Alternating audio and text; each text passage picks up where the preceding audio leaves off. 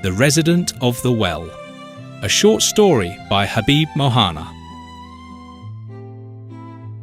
8-year-old Ibra, with warm, honey-toned skin and bright, inquisitive eyes, was a child beloved by the entire village. His mornings began at the village primary school. His afternoons were spent in the dusty lanes, where he played with his friends, their laughter echoing like birdsong between the mud walls. At home, he was his mother's constant shadow, cheerfully helping with chores, his presence a quiet comfort. During holidays, he sat beside his father in the pottery workshop, his small hands learning to coax the cool, yielding clay into useful and graceful shapes. At school, he was earnest and quick, his slate meticulously neat and his handwriting firm and even. Teachers praised him often, and when exam results were posted, his name always appeared near the top of the list. Ibra was promoted to the 6th grade, but the high school lay 20 miles away, a distance impossible for a boy with no means of travel. And so, his formal education quietly ended. Without fuss, he settled into the quiet, ancient rhythm of his father's world. His days were measured by kneading the clay to a silken consistency, shaping humble vessels on the fast-turning wheel, carefully feeding the kiln's fire, and carrying the warm, freshly baked pots to the cool, dark storeroom. The neighbours nodded approvingly at his obedience and steady diligence, while his parents watched their son with hearts full of quiet contentment. But as puberty claimed him, a sinister undercurrent began to stir beneath the surface. The first changes were subtle, a flicker of irritation where there had once been patience, and a distant glare replacing his thoughtful gaze. Over the following months, this shadow solidified into a terrifying affliction. Without warning, the calm apprentice would vanish, replaced by a creature convulsing with uncontrollable fury. His neck would tense and swell, his eyes bulging with a violent rush of blood. During these frenzied spells, he would groan like a wounded animal, his teeth and nails becoming savage weapons. He attacked indiscriminately, men, women, and children alike. No one near him was safe. His bites tore flesh and drew blood, and his grip became so fierce that it took the combined strength of several men to pry him away from his victims. In desperation, his parents sought out hakims for herbal concoctions and peers for protective prayers, but every effort proved fruitless. The villagers offered their own explanations for Ibra's descent. Some murmured that it was the evil eye, for how else could a boy so bright in school and so deft at the wheel have lost his senses so completely? Others whispered of a madness that ran in the blood, recalling his grandfather, who had gone mad in middle age, and a stubborn few pointed to the great berry tree in his family's courtyard, said to be haunted by entire clans of chattering jinn. They swore the tree shuddered on windless nights, its unseen inhabitants having finally claimed the boy as their own. Within 2 years, in his madness, he had attacked countless men, women, boys and girls with rocks and clubs, sparing not even the animals that crossed his path. Ibra's parents would turn a deaf ear to the constant stream of complaints. They could not bring themselves to restrain him, and so he roamed freely, a prowling menace casting a shadow of fear across the village lanes. The villagers adapted in their own ways. Some confronted him with trembling defiance, others fled at the mere sight of him, while a few offered uneasy greetings before slipping quietly away. Once, he lunged at a stray dog, wrapping it in a bear hug and sinking his teeth into its ear with such force that the poor creature's howls echoed through every corner of the village. After a frantic struggle, it tore itself free and fled, scrambling blindly down the dust-laden lane, yelping in terror. The village of Saraiki comprised barely 100 houses, yet hardly a soul had escaped a brush with Ibra's fury. By his 20th birthday, his transformation was complete. He had grown into an imposing, unsettling figure, his head unnaturally large and his arms long and awkward. His appetite was insatiable. He devoured every morsel before him with relentless hunger, One quiet afternoon, Ibra snatched the stout staff from a shepherd returning from the pastures and lashed out at him with brutal, untamed force. The stalwart shepherd fought back, wrenching the staff free and striking him with all his might. But Ibra, with feral ferocity, sank his teeth into the shepherd's arm, a growl rising in his throat as the man cried out in agony. The clash between the shepherd's brute strength and Ibra's feral fury drew fearful glances from the nearby villagers, though they kept their distance, afraid of becoming his next victims. On another occasion, he sprang upon a woman returning home, a bundle of fuel wood balanced precariously upon her head. He flung her to the ground, clawing at her with savage desperation while she screamed for help. Nearby, a group of masons working on a house jumped down from their low scaffolding. Brandishing brick hammers and trowels, they charged forward, driving him away. Ibra lumbered away slowly, like a wild beast in rut, but paused to glance back, his bloodshot eyes burning with raw lust. The rescuers raised their tools threateningly, and at last he slunk from view. Recognizing the gravity of the situation, the village elders pressed Ibra's father to restrain his maddened son. The father, yielding to their demands, had Ibra bound to the thick wooden pillar supporting the soot-blackened ceiling of the family bedroom. There, Ibra gnawed at his chains, ranting and raving, desperate to regain his freedom, but no one came to his aid. The thick iron chains clanked out a dull rhythm with every step he took around the pillar, their echoes haunting the dim, soot-streaked room. During mealtimes, his mother slid an earthen dish of curry-soaked bread toward him, and he would lunge for it like a starving lynx. A terracotta pitcher stood ready to quench his thirst, yet, in fits of rage, he would smash it against the wall, sending water gushing across the earthen floor. The resulting muddy puddle became his wallow. He would roll through it like a hippo, lost to utter wildness. He relieved himself in the same room, the air permanently thick with foulness and despair. When he was done, his mother quietly removed the waste, her face drawn, her eyes hollow, each step heavy with sorrow and weariness. Ibra's splayed feet were caked with grime, his wrists raw and ridged with calluses from the iron chains, and his facial hair grew in wild, unkempt tangles. Every fortnight the men of the neighbourhood would gather to bathe him and trim his fingernails and toenails, a tense ritual during which he raved and lashed out like a cornered beast. The moment they slipped clothes onto him, he tore them off with frantic fury, his eyes blazing, his muscles coiling with raw, untamed strength. One day, the villagers fastened a coarse lungi around his waist, cinching it securely with a sturdy leather belt. It afforded him a semblance of dignity, allowing him to relieve himself without being fully exposed. Less than 2 years into his confinement, Ibra's mother passed away on a mist-shrouded afternoon.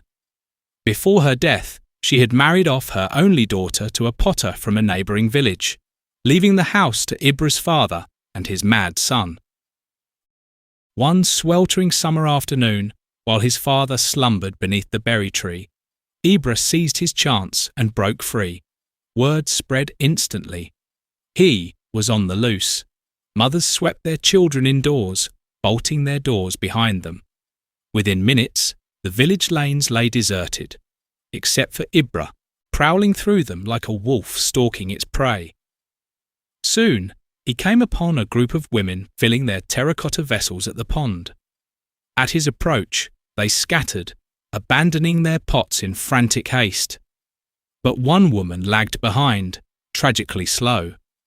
Ibra wrestled her to the ground, groping her with reckless abandon, snorting like an ox in rut. Her screams tore through the deserted village streets. The woman's husband stormed onto the scene, brandishing a gleaming axe, his mouth foaming with fury. He looked ready to hack the attacker to pieces, but several men lunged forward to hold him back. With a furious swing, he brought the axe crashing down into the dusty earth. "Take this beast away to a madhouse at once," he thundered, "or I'll turn him into mincemeat myself." The village chief summoned an emergency meeting at the community centre, the air thick with tension. The shopkeeper, who had once lived in Peshawar, urged that the madman be taken to a psychiatric hospital there for electroconvulsive therapy. One session would subdue him for a year, he insisted. But the journey was deemed too distant and arduous, and the idea was soon abandoned as impractical.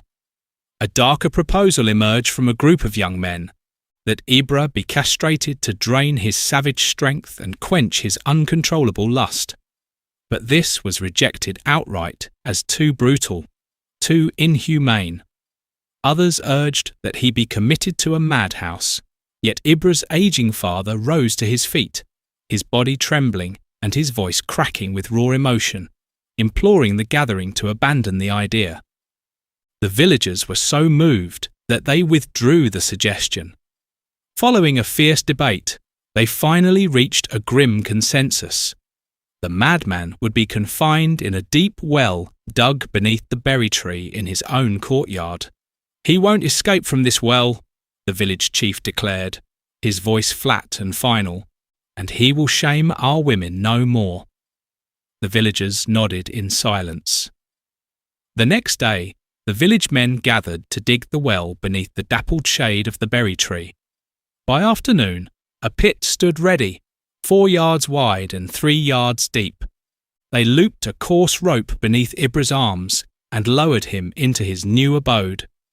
Twice daily, Ibra's father lowered a wooden bowl of curry-soaked bread into the well using a rope anchored to the tree above.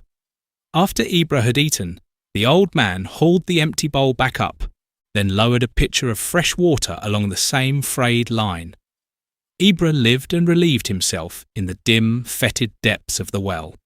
From above, only the rustle of leaves and the faint echoes of village life reached him.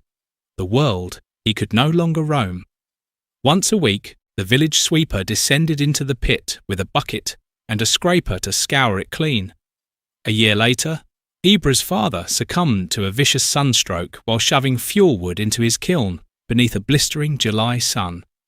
To bury him, his daughter and her husband journeyed to Saragara.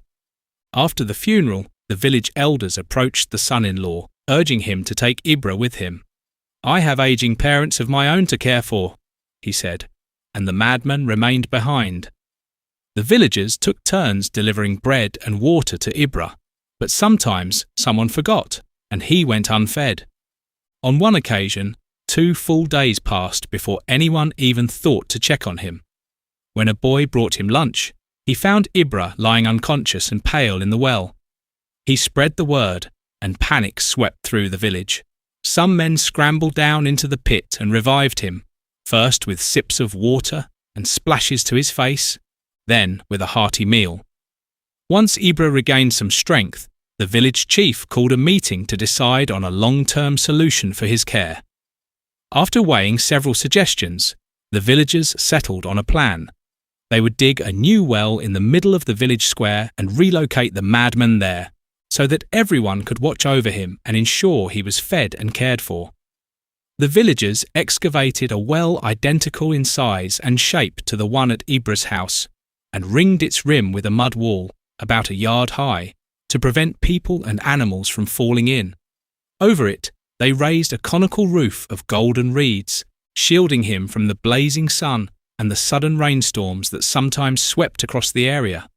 With great care, the villagers lowered him into his new home using thick jute ropes. They established a steadfast routine.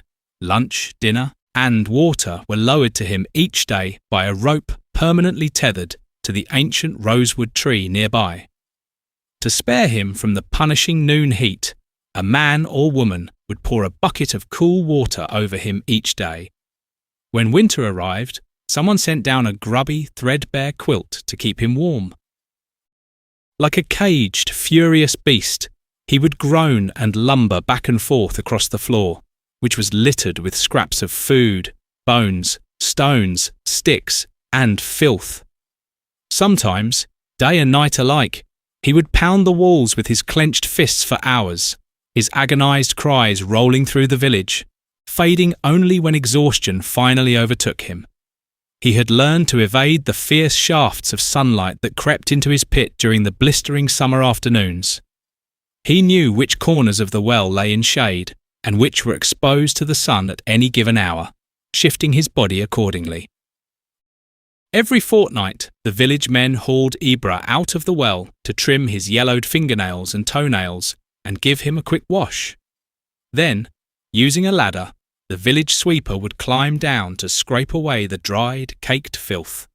When it came time to return him, the madman always resisted, snapping at the men's hands as they tried to lower him back into the pit. Nights fell early in the well. Every day, just before sunset, a villager would bring him dinner. After devouring the meal, he would rest his head on the hard, soiled ground, and sleep would soon claim him. But not always. Some nights he would wail for hours, shredding the silence of the village and robbing everyone of their rest. At other times, he would grind his teeth with such ferocity that the harsh, bone-on-bone rasp carried to neighbouring homes. When the grown-ups were not watching, the village urchins would creep toward Ibra's pit, their eyes gleaming with cruel mischief. They would dare him to sing, bark like a dog, or crow like a rooster. Then, laughing wickedly, they would pelt him with clods of earth, rocks, bones, sticks, even dung. Driven to a frenzied rage, the madman would tear at his matted hair and bite savagely into his own hands and forearms until they bled. Over time, Ibra had grown grotesquely obese, darker and more hirsute, his matted hair hanging from his large head like coarse ropes twisted from goat hair. One night, the scent of leftover food lured a starving jackal to the rim of Ibra's well. For a while, it paced around the edge, whining with hunger, until desperation finally drove it to leap into the dark depths. After gorging itself on stale bread and bones, it tried to climb out, but the walls were treacherously smooth, offering no grip, no hope of escape. Driven mad by panic, the jackal let out a frenzied chorus of desperate howls.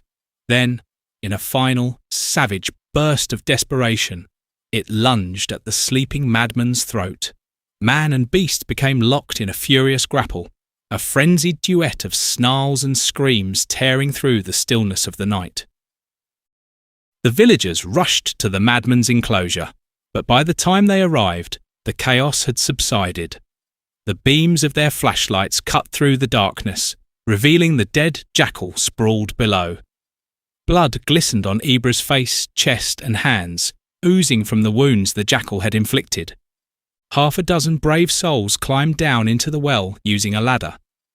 They first hauled up the jackal's carcass before gently dabbing Ibra's wounds with a paste of castor oil and turmeric, easing his pain.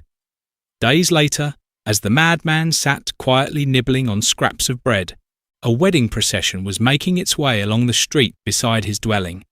A vibrant stream of villagers dancing and singing, led by musicians filling the air with joyful rhythms from drums and flutes. The groom's mother stepped out of the procession and approached the well, her bangles clinking softly. She lowered a silken handkerchief containing sweets down to Ibra, begging him to pray to Allah for the happiness and prosperity of the newlyweds. As she spoke with Ibra, her voice trembling with devotion, the entire procession came to a gentle halt. The music died away. A reverent hush swept through the crowd as men, women and children gathered at the edge of the well, their faces marked by curiosity and pity. Some unmarried young men asked Ibra to pray that they might soon find brides, while others sought his blessings for wealth and prosperity. An old woman lifted her hands and implored him to intercede with God for the gift of a grandson.